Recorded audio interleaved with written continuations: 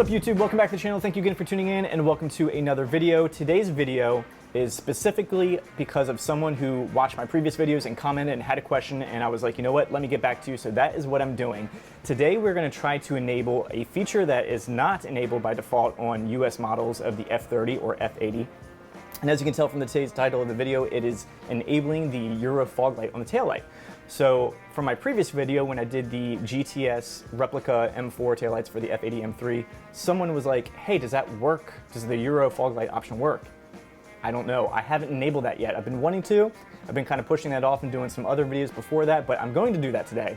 So this is going to serve as a two-parter. One, how easy it is to do. And if you have the OEM taillights, you haven't done anything with your taillights before, or you have like the newer LCI ones, this will work. If you have changed them out to the GTS taillights, we're gonna figure out together whether it works or not. No idea, but I will at least show you how easy it is. All we have to do is pop something out, shade something, put it back in, and do a little code, and it's virtually a free mod almost. You could buy the OEM button for $159 or something like that, but that's a little rich for my blood. So save you $160 by just enabling a button that is ready to go right out of the box. Let's get to the video. Here we go. All right, here we are inside the F80 M3. This will be the same process for the F82 M4. What we need to do to get to this switch is we need to take the vent off first. It's very simple. You can either just kind of grab it with some fingers, or if you feel more comfortable, take a trim removal tool and then just carefully pop this off. Real quick disclosure though, I have the P3 gauge that I've inserted into the vent here. So the only difference between yours without a P3 and the OEM one is there's a little wire on the back of mine. So if you don't see a wire, don't worry, that's because I have the P3. And then when you take it out, you can just put it on your passenger seat. I'm just gonna rest mine up on top of the dash here, just because I know I have a little bit of slack with that wire, so I don't feel like having to take more panels off and disconnecting wires if I don't have to. So take your finger or a trim removal tool, and I will leave a link in the description below if you don't have these, but just take that and kind of wedge it up on the bottom there, and then it'll just kind of pop off. Like I said, I'm now going to take this and put it up on the dash because I still have this wire connected, which you will not if you don't have the P3. Now that we have access to the switch, we have to just do the same thing. You either take your fingers, or if you feel more comfortable, take your trim removal tool, and you will just kind of wedge this around this trim right here and kind of pull back.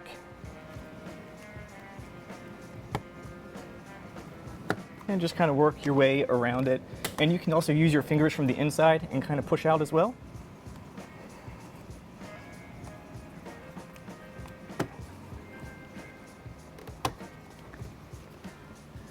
All right, and there she is finally out. So once we get that, you'll see this little connector, and we're just going to pull that out, just like that. So there is our switch, which we want to do just little easy minor surgery on, and we're going to get to that right now.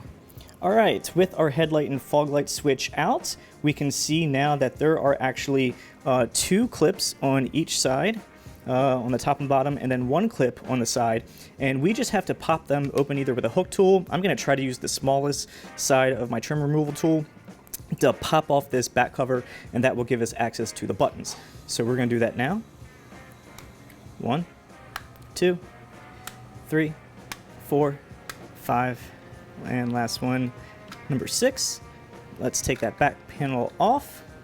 There we go. What we're really focusing on is, if this is how it's facing us, we want the bottom button. The bottom button is the one that is for the pre-wiring stuff.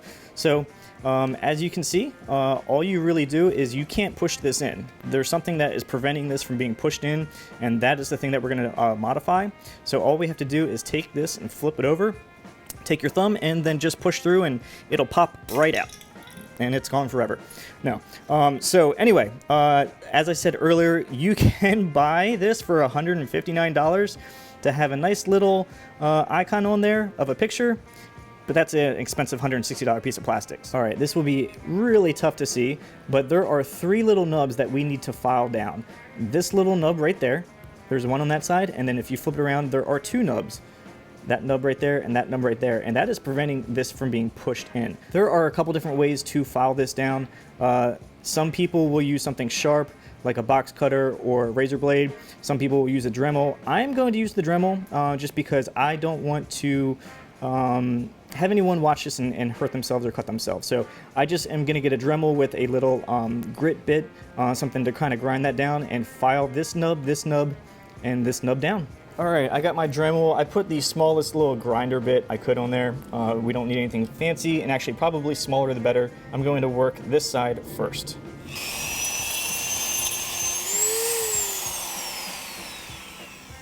All right, let's see if we can kind of focus on that. All right, that is fairly smooth.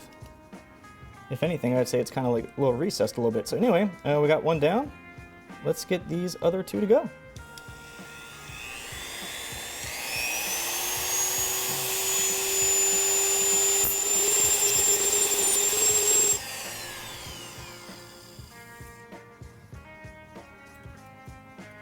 All right, we have gotten rid of that nub. We have gotten rid of these two nubs.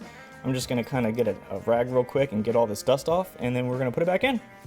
All right, with our button shaved down, these two filed down, this one filed down, it's time to put it back into our light switch.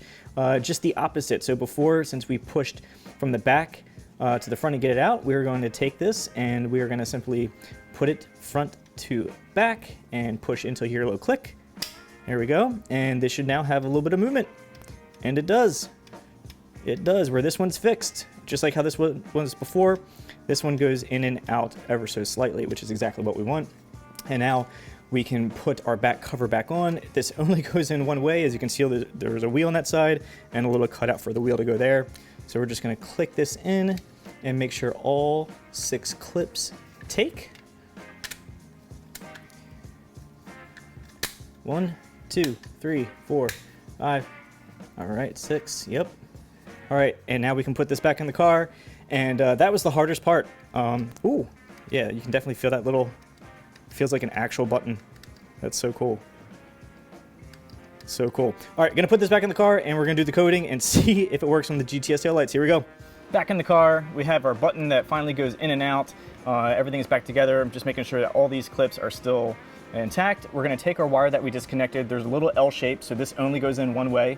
We're gonna take this wire, plug it into the back again, like that. And then for this, we go from the bottom, put the bottom in first, and then the top. You can kind of assist with pushing down on those metal tabs first, and then just push in, like that. And then for your vent, I'm just gonna make sure I carefully don't pinch my cable, but like I said, if you don't have a P3, you don't have to worry about that. I'm going to do kind of the opposite. I'm gonna put the top in first, make sure that kind of latches. And then I'm gonna push in the bottom. And all this is done.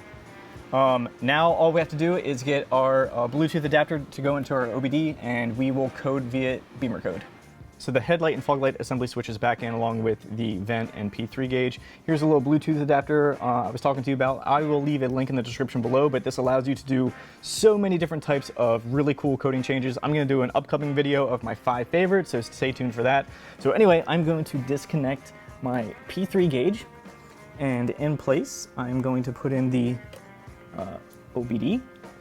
And now it is time to do some fun coding to get this to work. So in order to do that, I'm going to make sure a couple things here. For bimmercode and for boot mode and MHD, you gotta do all the things where make sure your car doesn't fall asleep on you. Turn on my car, put on my seat belt so it does not, actually I'm gonna put this behind me so it doesn't mess up my mic. Just double checking, I have airplane enabled with only Bluetooth. I'm gonna go back to my car, go to bimmercode. I'm going to connect, and I'm connecting with the V-Peak adapter, which is exactly what I want, the OBD.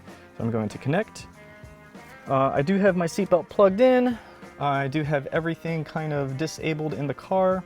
All right, so once we've selected our vehicle type, we are going to go to front electronic module. And that will take a little while for that to get into all the guts of it.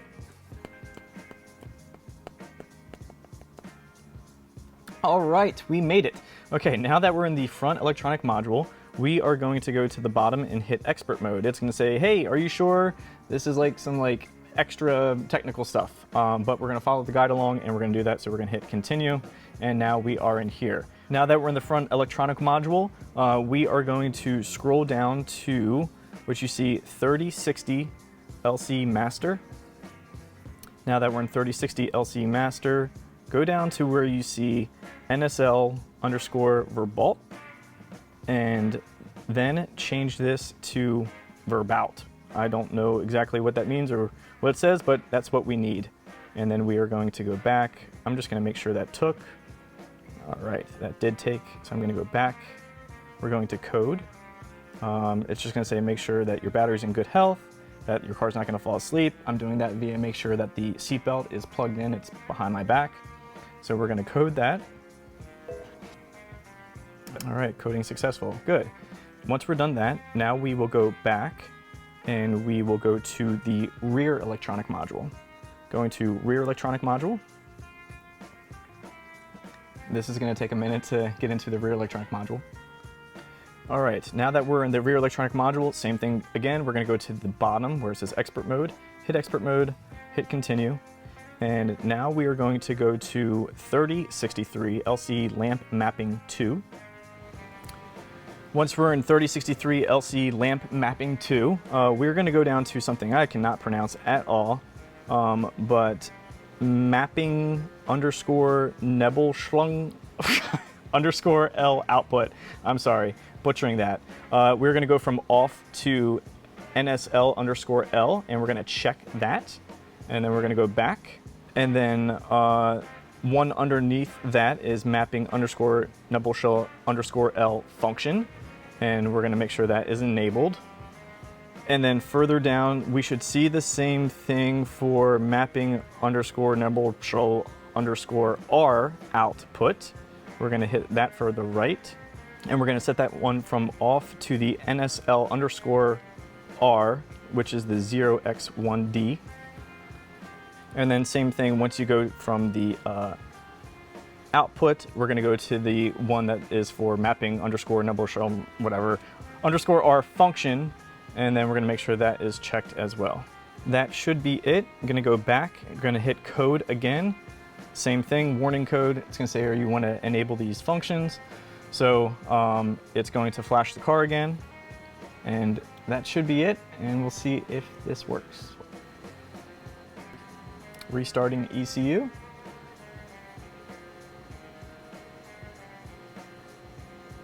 Coding successful. Disconnect beamer code here. So we have coded. So I guess this is the moment of truth to see if this took. And there is usually a good indicator whether this is going to work by, you will not only have the light on your taillight, but this also enables, when we did the front module, to get that light up on the dash. So let me turn this around here. All right, so let's put the car in accessory. All right, it says I'm on map 2 via the TAC. Oh, I love that feature. That is via boot mode. That's nothing to do with this. All right, so we have to put our lights on. All right, and our headlights are on. So now when I push this button, maybe something will pop up on the dash. Here we go. There. Oh, that's a good sign. That's a good sign. That is a good sign. Oh, it worked. It worked. It worked.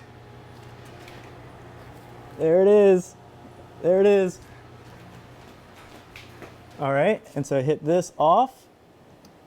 Icon went away. And it not lit up. That is so cool. It worked. It works on the new GTS Tail Lights. There's a mod to a mod. That is really cool. There's been some iffiness about the coding, and I think it's very possible there might be minor differences for later year cars. So I can't validate that, but I will say that for at least 2015, 2016, mine is a 2016, it works. No one will know that button does anything. I guess, well, you get the icon on the dash, so, but there's no icon there for you to push. But anyway, that is a free mod. It was done with some simple tools, trim removal.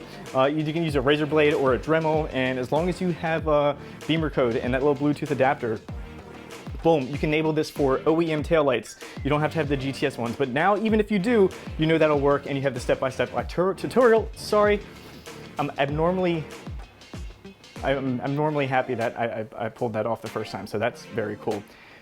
Anyway, thank you for tuning in. Give me a thumbs up if you like today's video. If you have any questions about the video, please leave a comment. And if you haven't already, please subscribe. I will catch you guys next time. Out.